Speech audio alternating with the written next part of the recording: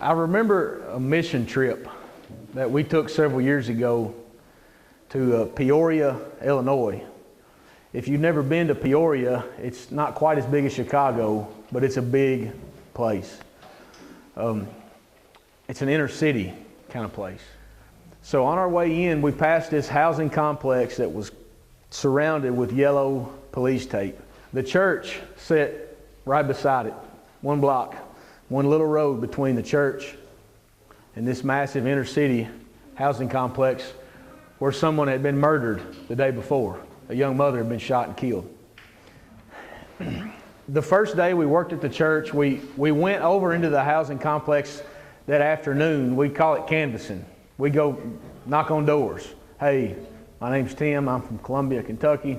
We're putting on a vacation Bible school right over here. We'd like to teach your kid about Jesus. We're also going to have fun, and we're going to have hot dogs and Kool-Aid, right? That's Bible school. We have hot dogs and Kool-Aid. And it's amazing how many people will let their kids come, and they don't even know who you are. They just trust you. You know, you could be, Eddie broke out of prison from, Tennessee somewhere. But anyway, the first night we drive into this big housing complex, and there's kids just coming out. I mean, there's so many kids, we had to make like 3 trips in a 15-passenger van just to pick them all up. This 11-year-old and 14-year-old got into a fight in the oldest Bible school class we had.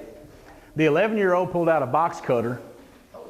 The 14-year-old had a switchblade. Now, you think about the Jesus talk, I was getting ready to get them, and they've got knives and, probably guns in their pockets. Who knows what else is going on?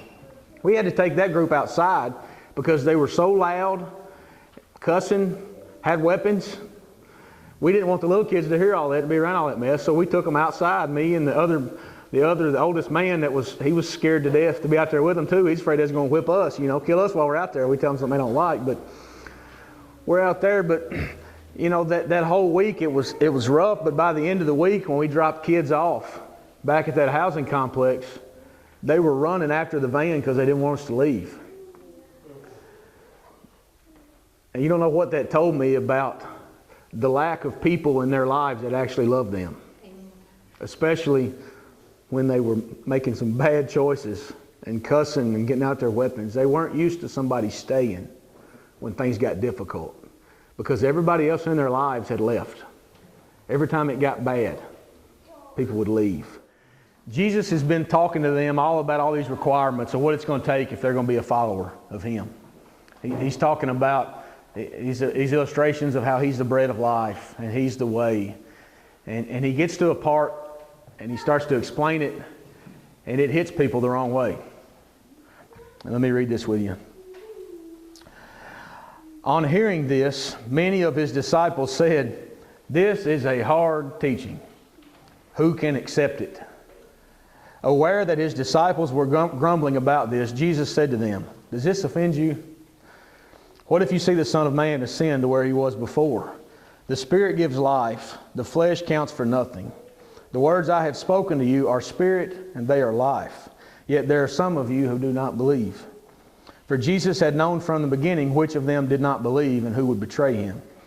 He went on to say, "This is why I told you that no one can come to me unless the Father has enabled him."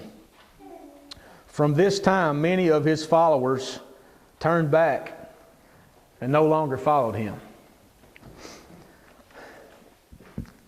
So Jesus He's giving them what He calls words of life and truth and spirit. And in the middle of all this, they say, "Man, Jesus, this is kind of hard. This is tough stuff you're telling us." And it says that by the time He was done, most of them were gone. They left. They said, "This is tough." And of the 12, even the ones who decided they were going to stay when things got hard, they basically said, "Man, Jesus, this is tough. What you're saying, this is hard." And when Jesus sees all these people leave, He looks at the 12 and He says, "Are you going to leave me too?" What Jesus experienced that day on the other side of the lake was the same thing these young kids experienced in Peoria, Illinois. Anytime they really needed somebody to be there for them, when things got hard, it was easier just to leave. Because when it came right down to it, they didn't really care enough to stay through the struggles. And then I start to think, am I any different from the rest of them? Is there going to come a time in my life when I just say, I'm not willing to do this anymore? And I get my stuff, and I turn my back, and I never come back around. I guess my question to you this morning is, are you going to leave him too?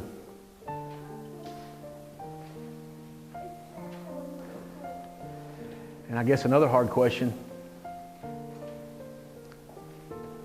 are you following him now?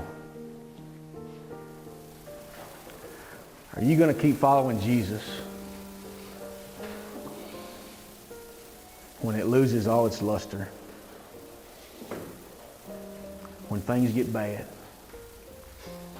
When everybody else leaves? And do you realize there's probably coming a day where that's going to happen? I mean, have you watched the news lately? My goodness. Some of the things the government is starting to force people to do and churches to do, and there's lines being drawn in the sand. And man, you are either with him or you're not. And Jesus says most of us aren't.